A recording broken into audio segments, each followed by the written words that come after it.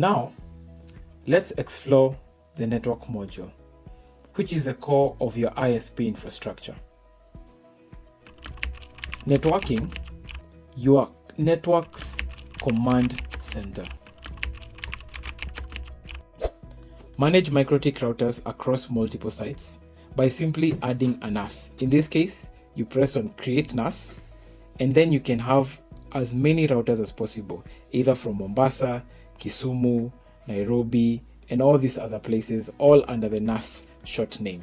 And then you can have all your routers. You can see your NAS ping, your status, how many milliseconds it takes to reach your router.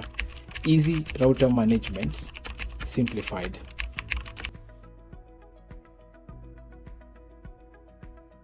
The router section is your gateway to network infrastructure management. Here, you can add and manage MikroTik devices across multiple locations with ease. You begin by simply pressing the Create NAS, which means Network Access Server. Then you input, so let me just highlight this. Then you input the NAS IP address, and then you input the NAS secret or password. Now, here's a quick tip. The NAS is a critical bridge between your MikroTik router and the radio server. It acts as a central authentication and accounting gateway. So next, we're going to assign the short name. So this serves as a human readable identifier for each router. So one router could be called Kiambu, Nairobi, Mombasa, and so on. So this ensures precise mapping between your routers and their respective roles in authentication and bandwidth management. And that is the router section. The network section lets you customize your IPv4 settings to suit your infrastructure needs. So what we do is that we first go to Add Network, then under Add Network, you can input your private IP address. So in this case, it can be 192 for Mombasa, 10.10 for Kiambu, and so on and so forth. And you can even label it Mombasa, Kiambu. So, and most importantly, is that you choose the IP address class based on the number of hosts you want to serve. So if you want to host 8,000, you choose under class B. If you want to host over 16 million, you choose under class A, and so on and so forth.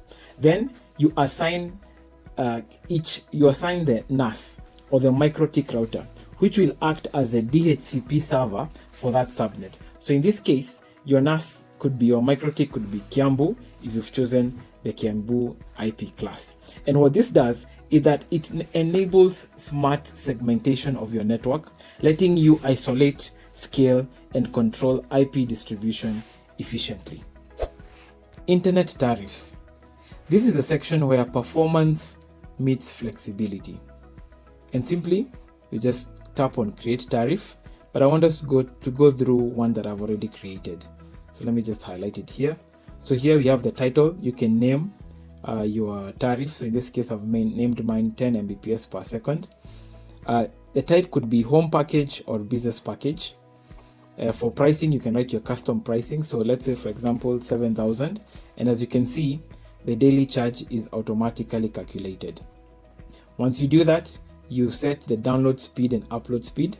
Now mine being 10 Mbps, I've set it to 10,000 kilobytes per second and upload 10,000 kilobytes per second. This is because 1 Mbps or 1 megabytes per second is equals to 1,000 kilobytes per second, hence 10,000 conversion from 10 Mbps. Now, one commonly asked question is what is burst and what is burst download and burst threshold. So what burst does is that it allows users or your clients to temporarily exceed their assigned speed for brief moments, especially during speed tests and quick downloads. And what burst threshold does is that it's a value that determines when a burst of increased bandwidth will be activated. And the burst time is after how long will it be deactivated. So that's the purpose of this. And the beauty of that is that in this case, where we have 10,000 kilobytes per second, the burst download speed should be between 12,000 kilobytes to 15,000 kilobytes. So the recommended burst download should be added by 2,000 or 5,000, depending on whatever speed that you choose. And for the burst threshold, again, remember this one is what activates the burst. So it should be below your package. So in this case, 10,000. So the 10,000 is a package. So the burst threshold, or the one that activates the burst, is 9,000. And the burst time is 10 seconds. So what happens is that after the 10 seconds, it immediately deactivates. Another commonly question that we get is, what is aggregation? Well, aggregation determines how many users share your total upstream bandwidth. So for example, here we have an aggregation of 1:4, and aggregation is equals to total bandwidth divided by sum of all client bandwidth limits. So what does this mean? So in this case, if I have 4 clients who are using 10 Mbps package, they are all sharing this 10 Mbps, and the recommended ratio is that 1:4 to 1:8 for residential users, and for premium and business users, it is 1:1 or 1:2. Now, what this does is that these settings strike a balance between performance and fairness, boosting responsiveness without compromising network stability. And what this does is that it ensures you're not overloading your network while you're still maximizing profitability. And an add-on to this is that you can choose to make this internet tariff available in customer portal, allowing users to change their own plans directly, enhancing self-service and satisfaction. That is the internet tariffs. Optimize performance with burst speeds and aggregation ratios, balancing fairness, speed, and profitability. Boost performance, stay stable.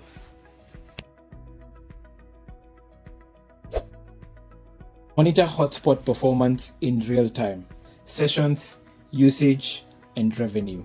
Hotspot Insights Live.